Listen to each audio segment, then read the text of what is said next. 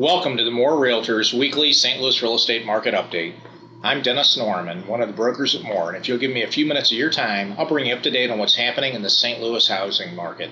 Let's jump right in with the real estate news. Here are some of the headlines this week from stlouisrealestatenews.com, St. Louis's best local source for news and information on the St. Louis housing market. That's stlouisrealestatenews.com.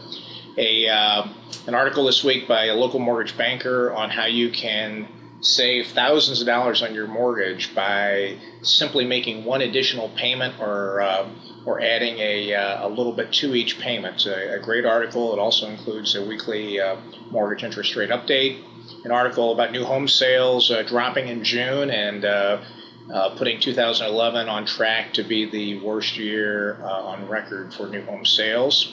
The little good news on the Case-Shiller Home Price Index, it increased in May for the second month in a row. And then a little negative news, mortgage delinquencies and foreclosure inventory increased in June. And it's those foreclosures, it's putting so much downward pressure on the home prices for the regular housing market. Now let's jump right in with some of the data for the week on the housing market. The first three slides I'm going to go through are for the entire St. Louis metropolitan area, and so it would incorporate all the counties around St. Louis, including over on the Illinois side. The first one here is our real-time market profile for the week. Shows median home prices have stayed steady, 184,000. Average days on market drops slightly to 106 days. And if we drop down here to our trademarked market action index, it is a 12 this week, same as it's been for the last few weeks. 12 is a cold market or a buyer's market, favoring buyers. As a reminder here, 30 would be a perfectly balanced market, not favoring buyers or sellers. As it goes above 30 and the index approaches 60, anywhere from 30 to 60 is a seller's market. The higher the number, the better for sellers, the hotter the market is. As it goes below 30, down towards 0, the lower it gets, the colder the market is. Worse for sellers, better for buyers. This next chart shows a history of the market action index for the past 3 years and where it's been. And you can see it's bounced around, but it's been steadily down until about the second or third quarter of last year, and then started going up and has been on a little bit of a downward trend. This chart, again for the St. Louis metro area, shows median home prices for the past year. The orange line represents a 90-day average of the median home sales prices. The black line is a 7-day average, so the black line's quicker to indicate a change in the market. And we can see that the two have come together here, but the black line, the 7-day average, peaked about a week or two ago, started trending downward, but now is pointing back upward again. Pardon me. Now these next few slides, they will all be on the St. Louis 5-county area. A combined data for the city of St. Louis County, St. Charles County, Jefferson County, and Franklin County. So basically the core of the St. Louis market. This first chart's a new one, kind of pretty, huh? It's a new one that I added this week. The blue bars show the number of sales for each month going back a year. The green line shows average sales price. So we can see here, like we'd expect, down here where it dipped down low, January, February, and the dead of winter, the least amount of home sales. And as you would expect, as we go into spring and summer, it keeps increasing. July looks low at this point. However, the month of July is not completed. Plus, sold data trickles in a few days after the sale actually closes. So even into the first week of July, we'll still be adding sold data. I'm sorry, the first week of August, we'll still be adding sold data for July. So next week's report should show a little more accurate for July. And we can see that the average price has kind of followed what's happening with the number of sales too. It's been trickling upward here. This next chart here shows for the past year median home sales prices as well as the median number of days to sell. Green equals price, blue equals the days on market. And we can see the prices for the past year bounced around, but have been steadily trending upward since winter, with a kind of a little sharp jump here into July.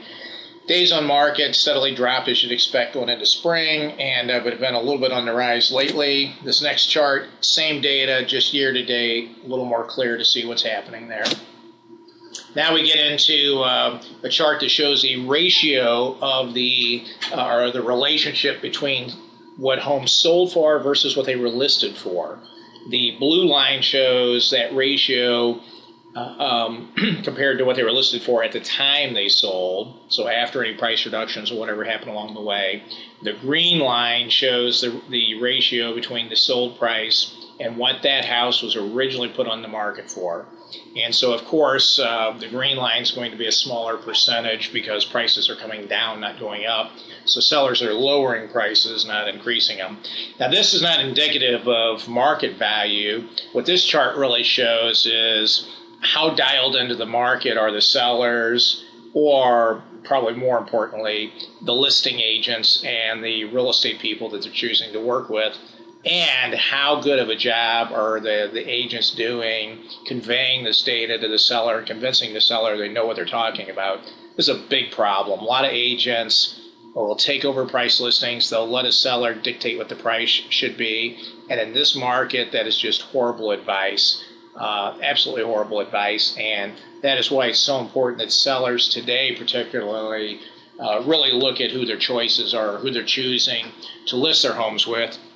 And they need an agent that has access to all the best and latest market data, that knows the market, knows how to analyze it, knows how to interpret it, and apply it to that seller's house and their situation, and then come up with what is the right price to come out at.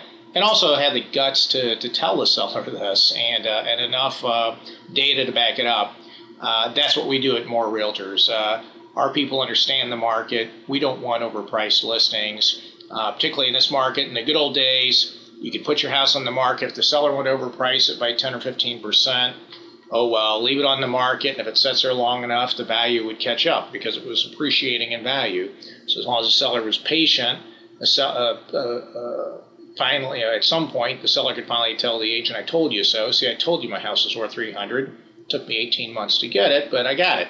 Today, values are going down in a lot of markets still. They're flat at best, so that doesn't work. The longer it sits on the market, the less it's worth. So the best thing a seller can do is price their home accurately from the start. So anyway, enough of my spiel.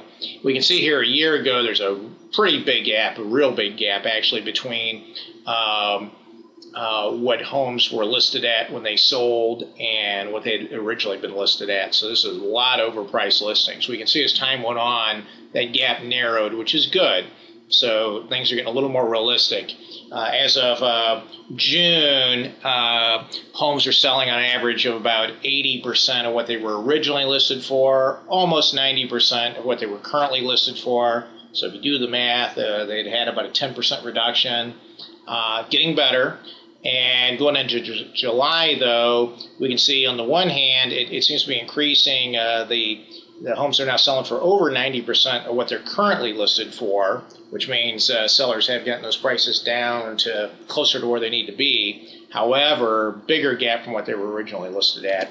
Here's the same data, just year to date, and again, shows it a little more clearly. Now, this one is a longer-term look here. This is a 10-year look at the median sales prices and the median list prices for the 5-county area. The green is represents sales prices. Blue represents list prices. Obviously, a peak back in '06, and both have trended downward. And we can see, though, that while the median list prices is kind of flattened out, sales prices seems to be dropping here. Let's zoom in a little closer. Look at the same chart for just the last 12 months. And we can see that while it hasn't been dramatic, there has been a slow decline, a pretty steady decline in median prices downward to about the 120,000 mark. And then the median list prices have went from 130 up above the $140,000 mark.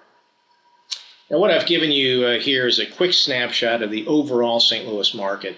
At More Realtors, we have the knowledge, experience, and resources to counsel you, help you interpret the data, and tell you what it means to your particular situation. We can prepare custom reports and charts for you so you can stay on top of home prices and market activity in your neighborhood or area you're interested in buying a home on. Click on the chart to see complete market data. In addition, we publish a free monthly newsletter that is packed with information, news, and resources on the St. Louis real estate market. You can sign up here on our website to receive it monthly via email, or you can click on the newsletter here and be taken to a site to sign up. And finally, my partner, John Williams, and myself, along with our team of dedicated real estate professionals, are here to use our experience and knowledge to help make your next real estate transaction a successful one, no matter how challenging your situation may be. Click on our photos to find out more about us. Thank you, God bless you, and I'll see you next week.